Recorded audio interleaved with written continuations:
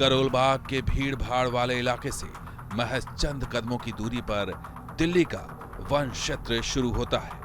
करीब 87 एकड़ में फैला पेड़ पौधों और झाड़ झंखार से भरा दिल्ली का जंगली इलाका, जिसे रिज कहा जाता है। उसी रिज में दिल्ली के मशहूर बाजार करोल बाग की ओर से दाखिल होने पर एक भूतहा ठिकाने का पता मिलता है। जंगल के ये रास्ते जो दिन के उजाले में इतने सुनसान हैं, जहां किसी इंसानी चहलकदमी का कोई निशान आपको नजर नहीं आता, रात में यहाँ खौफ का क्या आलम होता होगा, किस तरीके का यहाँ सुनसान नज़ारा होता होगा, ये तो देखकर इमेजिन किया जा सकता है। लेकिन ये खौफ, ये डर, ये सुनसान इलाका, ये सब उस भूली भुटियारी का डर है या फिर ये जंगली इलाका होने की वजह से सुनसान है, ये भी अपने आप में एक सवाल है। लेकिन फिलहाल हम रुख कर रहे हैं उस भूली भुटियारी का, जो आज के हमारे इस रहस्य का केंद्र बिंदु है। उसकी कहानी क्या है ये भी समझेंगे और समझाएंगे, आपको भी दिखाएंगे। रिज इलाके में दाखिल होते ही एक छोटा सा महल हमें इंतजार करता मिला। एक ऐसा महल जिसमें दिल्ली के सुल्तानों के समय में रंगीनियत बिखरी रहती थी। लेकिन अब उस महल के सामने एक बोर्ड लग चुका है जो कहता है इस महल में 4 बजे के बाद आना मना है। दिल्ली का वो डरावना कोना जो दिल्ली के बीचों बीच स्थित है। इस वक्त मैं हमारे रहस्य की दहलीज पर हूँ। यूं कहा जा सकता है कि इन्हीं सीढ़ियों से और इसी दरवाजे से खुलेगी हमारे आज के रहस्य की गुत्थी। तो आखिर शाम के 4 बजे के बाद दिन ढलते ही यहाँ आने पर पाबंदी क्यों लग जाती है? आखिर चारों ओर से जंगल से घिरे इस भूली भटियारी महल में ऐसा होता क्या है? आखिर रात में महल की ओर रुख करना खतरे से खाली क्यों नहीं होता?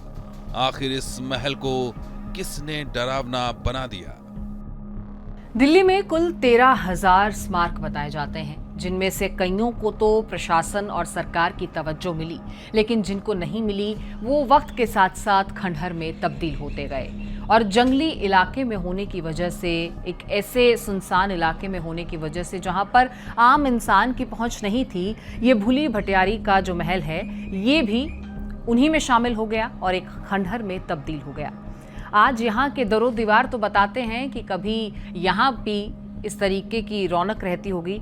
हालांकि आपको ये भी बताते चलें कि ये एक शिकारगाह थी, यानी शिकार के लिए या शिकार पर जाने से पहले या शिकार करके आने के बाद आरामगाह के तौर पर इसे बनाया गया था। और फिर बताते हैं कि रानी को ये जगह बहुत पसंद आ गई तो इसे एक महल के रूप में भी इस्तेमाल किया जाने लगा। रानी यहाँ पर अक्सर आती थी। आज जो पॉपुलर नरेटिव है उसको लेके कि एक भूतिया जगह है जहाँ पे रात को जाना अलाउड नहीं है, गार्ड्स बहुत दिन तक ठहर नहीं पाते हैं, या वहाँ पे किसी भी तरह के आवाजाही की इजाज़त नहीं होती है सरकार की तरफ से या जो लोकल अथॉरिटीज़ हैं उनकी तरफ से। लेकिन ये जो इमारत बनाए गए थे, ये इमारत बनाए इसलिए गए थे कि जब भी राजा को प्लेजर्स एक्टिविटी करना होता था, मनोरंजन करना होता था, तो अपने किले से निकल के वो इस तरह की इमारतों में बीच बीच में जाके रुका करते थे।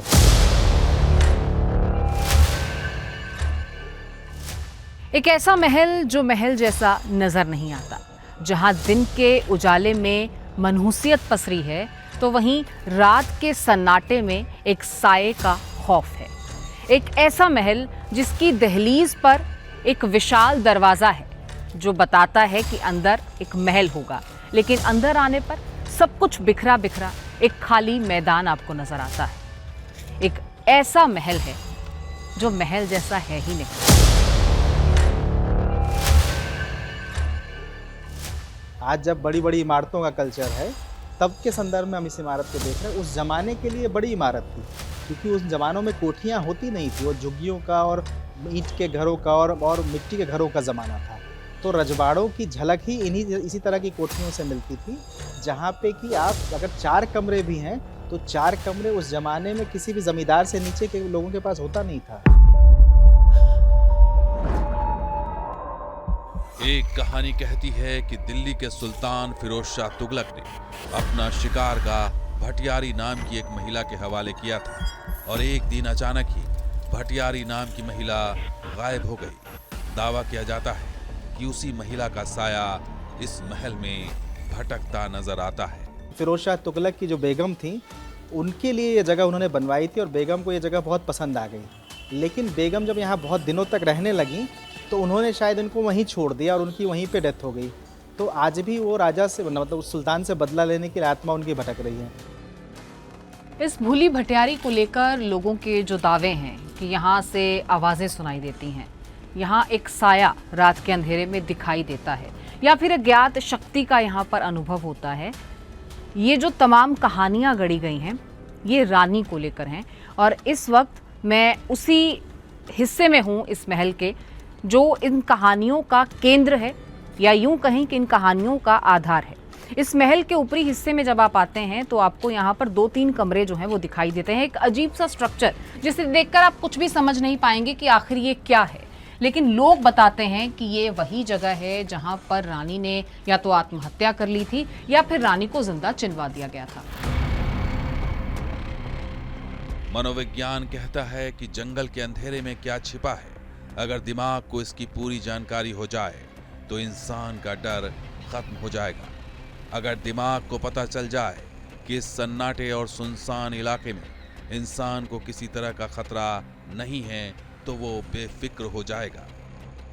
लेकिन कोई नहीं जानता जिस अंधेरे में इंसान को सांप और बिच्छुओं का खतरा रहता है, वहां भूत प्रेत का साया क्यों नजर आता है। कोई नहीं जानता जब दिमाग का विज्ञान इतना सरल है तो सन्नाटे और वीराने को कोई एंजॉय क्यों नहीं कर पाता।